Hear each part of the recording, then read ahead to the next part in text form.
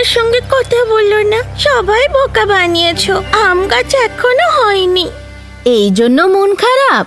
কোনো ব্যাপার না, তুমি একবার দেখো, আমরা তোমার জন্য একটা উপহার নিয়ে এসেছি। উপহার? আমার জন্য? হ্যাঁ, তাই তো। তুমি এসো, এসো না। এবার নিজের চোখ বন্ধ করো আর আমাদের সাথে এসো। কি তোমাদের উপহার?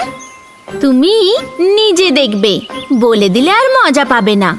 পুপি শোনো, এখন চোখ খুলে দেখো। হ্যাঁ, আমার আম গাছ হয়ে গেছে। আমার আম গাছ হয়ে গেছে। যখন গাছটা বড় হয়ে যাবে, সবাই এর থেকে আম খেতে পারবে।